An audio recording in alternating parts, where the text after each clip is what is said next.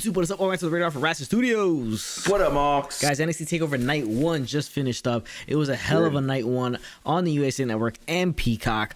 There's a lot to get into. All the matches that happened on Takeover Night 1 delivered pretty much for the most part. I would have to say match of the night right now is probably Walter versus Ciampa. Told you. A close second is the triple threat tag team title match.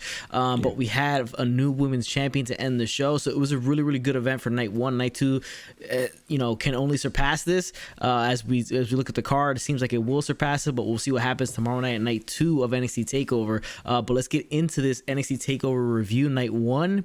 And before we do it, I want you guys to drop a like and a comment on this. Let us know in the comment section below what you guys thought of night 1. Did you enjoy it? What match was your favorite match? What was the worst match of the night? And what did you enjoy the most out of the whole spectacle that was night 1 of NXT Takeover Stand and Deliver? If you're watching, subscribe to the channel notification bell. You got little new videos drop, social media. Let's start with that. Let's get into it. The first match, and we had the pre-show match. It was Zoe Stark versus Toni Storm. Stark gets the win, which I was surprised. I mean, they're still pushing Zoe Stark, but Toni Storm's kind of like taking L's. I don't know what's up with that, but it was a solid little match, strong little opener to start the show. Nothing crazy, nothing too much to talk about. It was a pre-show match, so it is what it is. Next thing to show, the first match to show, Kushida versus Pete Dunne. A match that was set up rather quickly. And it was set up in that battle royal for the Gauntlet. So, obviously they both eliminated each other. And the whole thing here is who is the better technical wrestler. And that's where the match all kind of worked out. It was reversals after reversals going to hold and to hold. Joint manipulation from Pete Dunne. A lot of cool submissions and arm bars setups from Kushida, but in the end, breaking the fingers and damaging the fingers was too much for Kushida, and in the end, you have Pete Dunne getting the win and defeating Kushida. To Kushida, Dunne, cover the count. Pete Dunne proves to be what he says he is. So he proves himself as like the best technical wrestler in NXT, but I think he's just going to continue to build him more and more, and I think he eventually should be NXT champion, depending on whoever he faces or when that comes about, but I think he should be NXT champion in the future. So it was a very solid match to start off the show. I'm going to give this one like a B. I could push it to a B+, but I'm going to start off with a B. It was the beginning, so it was a hot way to start the show. Yeah, so it's just gonna push Pete Dunne to North American Championship or the NXT Championship, whether it's soon or down the road, whatever. But I mean that's the next logical step for him. But yeah, the match was great, and you knew it was live up to two guys that can do whatever they want to do in the ring, and they showed that and held the way to start off the show, held the way to start off the two nights. I mean, I thought it was a perfect match to start off the WrestleMania. Which already the card, like we said, the card was already better than anything on WrestleMania, and this first night proved it. And it started off with this hot match. I'm ready to see Pete Dunne in bigger and better things, and Kushida as well. I mean, I would like to see this feud continue, or just have them move up into the title picture, one of these title pictures. Yeah, it's interesting that Dunne be in this matchup, which is a solid matchup to start the show, but it seems like a kind of just like a random match that doesn't have much behind it, but it was a good, it was going to be a good match, but the fact that he's just not involved in the whole North American Championship picture as of right now is kind of odd if he's not involved in the NXT Championship. He needs to be in in a title picture sooner rather than later. He had the great match against Finn Balor, for that NXT Championship, lost that match, like beats Kushida here. Obviously, he's got to be like the number one guy to face Johnny Gargano or whoever wins from Cross, Finn Balor. So we have a lot, there's a lot of ways they can go with it, but obviously you have Kushida here performing well as per usual, and Pete Dunne performing well as per usual. Pete Dunne gets the win here, defeating Kushida by pinfall. So it was a really good match to start off the show. Now let's get to the next thing, which I feel like Pete Dunne should have been involved in, but he wasn't. It's the Gauntlet Eliminator to earn the NXT North American Championship match against Johnny Gargano for night 2. And this was an interesting one, the way the eliminations went down. Started off by Isaiah Squad, Leon Ruff in the ring. Then comes the colossal Bronson Reed, because they have it in intervals every 3 minutes. Somebody comes out. I thought it was going to be if you pin somebody, they go on to the next person type of gauntlet. Yeah, I was confused, man. This was such a confusing. They made it so complicated, but it was good, but it was complicated. Yeah, it was good. It was a good, solid match. It really was. It's probably, I would have to say, probably the worst match of the night, if you can call it that. But it still was a good match. So, it was the least fun of the entire night, I guess. Yeah. It was just mostly because it was just so convoluted, and I couldn't keep up with what was going on, and I don't know, I just got lost at points. It was just was a lot. It was a lot to take in. Yeah, it was. And then you had Cameron Grimes coming in after the Colossal Bronson Reed. Then you had Dexter Lumis, and in the end, Swerve pins Ruff to eliminate him, so he's out. Then you have LA Knight come out. He's cutting a promo on his way out. He gets some shots in there, but surprisingly pins Dexter Lumis quickly, so Dexter Lumis is immediately eliminated. But then they team up on LA Knight, defeating LA Knight. He's eliminated, so he doesn't really get much of a shot or much of a shine in the match whatsoever. And then it looks like Lumis Knight is the next feud going forward, because Knight will get choked out by Lumis on the outside. And then you would have Grimes get eliminated, and then it'll be down to Isaiah Swerve Scott and Bronson Reed, which I thought Scott was like the strangest pick to be in this spot, because he was in 205 Live beefing with Leon Ruff, and now he's in the final two. Well, I also thought he was MVP of the match, because he was like, just from start to finish, he was there in the match, and he had good spots all over the place. He was kind of the most entertaining guy in the entire match.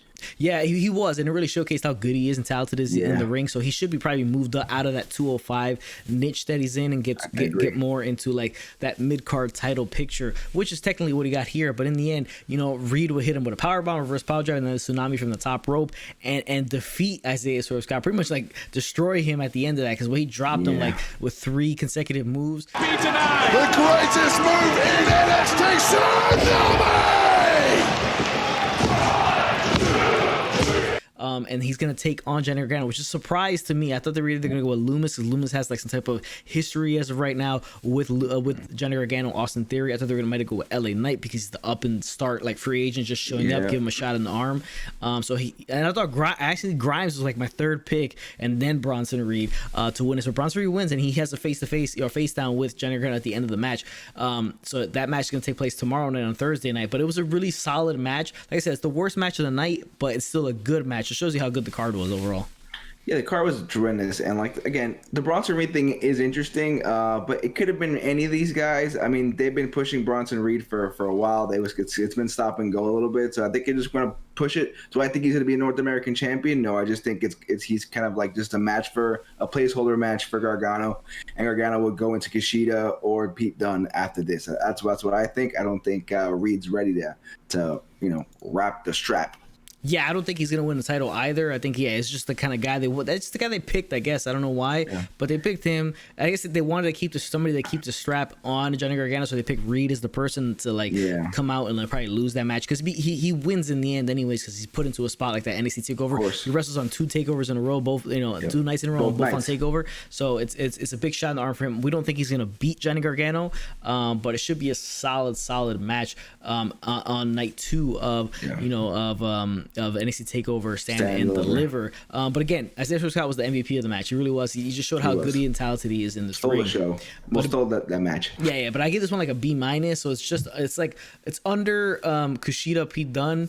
But like I said, it's still a good match, even though it's like the weakest match of the night. Yeah. Next thing on the show was what we thought was the best match of the night, the NXT UK Championship match. Walter, the champion, over 700 days. He's the longest reigning champion in WWE history in the modern era. Has to go back to the mid 80s until like Hogan was the guy holding the title for longer than like 2 years. Yeah. So he's taking on Tommaso Ciampa, who's talking about he's going to bring back that old school 2018 NXT champion Tommaso Ciampa, psychopath. Now, this was a bust-ass physical match. These guys beat the living hell out of each other. It left me sore. Like, I'm sore. My chest is sore just watching the chops, and this both guys delivering chops left and right. Yeah. Man, but oof. I told you this match was going to hurt, and it delivered. Yeah, it stood and delivered for sure. It did. It definitely did. And I like the best thing about this match was the way Tommaso Ciampa like targeted that chopping hand of Walter, and the point where Walter was gonna chop him on top of the announce table. Ciampa moves, he breaks the announce table like cover in half. I think it was gimmick though, because you saw how perfect that cut was. It was right down the middle, but whatever. It was still cool. Like all that stuff that went down like that. You had Ciampa getting his own chops in at the end of the match. You had Walter's chest look worse than Ciampa's chest, which is kind of amazing. But the funny part, when it went to commercial, it was a lot of commercial breaks. Obviously, it was on the USA, and it was all picture in picture. The commercial breaks. It's a funny one in this one where you had the commercial break with the picture in picture, and you saw Ciampa just literally running back and forth off the rope with running clotheslines for like almost the entire. I think he was going to pull it all the way to the whole commercial, like the whole commercial break. They would come back, and then he finished it off. But he just kept hitting clothesline after clothesline, trying to knock the big guy down. But this was a really, really awesome matchup. And like I said, the whole focusing on the arm, the chopping hand of Walter. You saw how he was feeling it after the match. But in the end, He hits pretty much kind of like a German suplex, and then he hits the big slap, boom, right there across, and then pins Ciampa that way. This indeed is awesome. Oh! Ciampa turned inside out by Walter. Champion back to his feet. And there's the right hand again. Drop Ciampa. He retains. Obviously, we all knew he was going to retain, but Ciampa really brought it to him, and I think this, it elevates Ciampa after being so low recently. Yeah, I mean, like I said, this was my favorite match of the entire weekend. I just knew going in, it's my type of match. I just thought like the physicality that these guys would bring, and I love Walter, man. The ring general, I mean, this guy, he's a star. I don't know if he wants to stay in the U.S. for how long or whatever, but this is a guy that, imagine him and Karrion Kross, him and Finn. I mean, there's just so many matches you can have with this guy, and he's a great heel that you can get behind because he's just so like dominant and just physically bigger, and just he's not this like jacked body. He's just this big human being that could just chop the crap out of you. He can break tables with his chops. I mean, and then just Ciampa also giving the chops and just showing his physicality as well. I mean, this match was awesome. I really don't think there's going to be a match for me personally that's going to be better this entire weekend than this match. This match had just everything. It was perfect. It was so quickly put together, but just everything flowed well. The match did what it had to do, and I'm ready. I want more Walter. Like, where's Walter? I need him. I need him next week. I need him to be a big deal on every show. He's just that good. Something about this kid is just must see TV. I mean, for me anyway. The entrance is awesome too. Walter's entrance, everything. like the whole get up, the whole style. Yeah. But he's been around for a while. But you just see it like on big stages like this, and you see how awesome the character is. But it's such a physical, tremendous match, a best match of the night. I don't think you can really make an argument for any other match being better than this one on the night. But You're Walter retains, and you saw Walter at the end and standing next to Imperium. He was beat up, he was battered. So it helps out Ciampa in the end. So it's like interesting to see what Ciampa does after this. What happened to Timothy Thatcher? We'll find out that. What happened to Killian Dane as well. So we'll find out what going that forward. But I thought it was really good for Ciampa, this whole spot. He really took it to the champ, and really kind of starts to cement himself back into that spot where he was previously, which we were all big fans of Ciampa. Obviously, he's fallen off a little bit in the past couple years or so, but maybe this can jumpstart him back up there. I mean, the injuries have the injuries, but the comeback and the booking has been all that great. Yeah, and the overhyped Gargano feud at the end there over last summer that just ended with that crazy match that no one liked. It was what it was. Yeah, exactly. So that was the best match, and that's like A+ match right there. Next thing on the show was the NXT Championship match, tag team. The three teams, MSK, Grizzled Young Veterans, and the Gauntlet Fantasma. They're going in this match. Obviously you have the three in the ring. They tag in and out.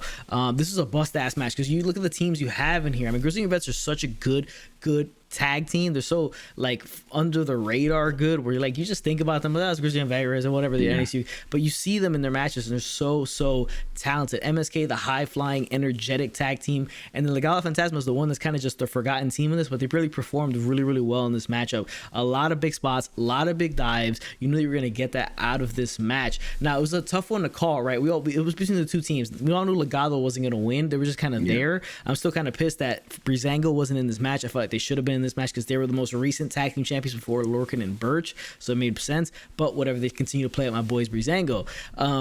You were thinking it was either MSK or Grizzled Young Vets, right? MSK beat Grizzled Young Vets in the finals of Dusty Cup tournaments finals, so they got their shot. They were supposed to get that shot, but it never materialized, and then the injuries happened. So in the end here, you have MSK getting the win. Gibson, nowhere to go. Lee into the cover, hooks the leg. MSK. The young upstart tag team in NXT is your new NXT champions. I thought they were going to go Grizzled Young Veterans, but again, the Grizzled Young Veterans are the bridesmaids, never the brides. And this is just like a rung underneath Walter Ciampa, but it was such a tremendous match on top of that. It's two different types of matches. You're comparing apples and oranges. Like, you have the super physical, just beat your ass match, and then just a brawl. Yeah, and then you have this more modern type of wrestling match here, where it's like a lot of big spots, and it really goes in that direction. But I thought it was a tremendous match. So MSK are new tag team champions. Yeah, so they went with the young up and coming team MSK. They've only been around for so long, but they gave them the straps. They're gonna blow it up. They're gonna put the rocket on them. So it's definitely an interesting move by NXT. Great match. That again, like, it was like the best match on the card. They had everything flying all over the place. I feel bad for the Grizzled Young Vets. They've been around. I mean, they're not that young of vets anymore. They've been around for a few years now and haven't got that push that they probably deserve because they are such a good tag team. But they want to go with these young guys that have a good following and people are excited about them. So let's see what happens. And we have new NXT tag team champions. Let's see how this goes. But definitely great match and just kept adding to this awesome first night. What a hell of a first night to start off this weekend. Yeah, it definitely was. I mean, you understand why they would go MSK here instead of Grizzled Young Vets. It's like a young, good-looking tag team. The style that they wrestle is different. Yeah. So it's more of like a exciting style. So it's probably what they want to push in the NXT tag team division right now. But I don't think Grizzled Young Vets are really going anywhere. They might go back to the UK and then that'd be done with it. But I think they're gonna stick around for a little bit because they got to build up some other tag teams to kind of take on the team of Wesley, Nash Carter, MSK. But it's definitely something out of the norm for WWE or NXT where they're giving them just like guys that just shown up kind of just recently and now are have a title and they're just giving them the run. So it is a bit different. I mean, yeah, so they debut in the Dusty Cup Classic, and then they just kind of make their way through it, and now they're NXT Tag Team Champions. It might have taken longer if Lorcan and Burch didn't get hurt. That's probably what they jumped the gun quicker on this. But it was a tremendous match. Second best match of the night. Now let's get to the final match of the night, which is the NXT Women's Championship match. Io Shirai, the champion, taking on Raquel Gonzalez, who has been built tremendously over the past, 6-7 months, ever since that build up to War Games, her pinning Shirai at War Games, and then that build up afterwards, her getting the Tag Team Championships, losing the same night. You all knew where it was headed, and it was headed to this match right here, and they built it as a massive match. And it's obviously shows that NXT is the pinnacle of women's wrestling, at least in the States, right? And it just overshadows all other brands, companies in the US in terms of women's wrestling because how they showcase and it feels super important. You got the same thing here, but the match felt like it wasn't as good as it probably should have been.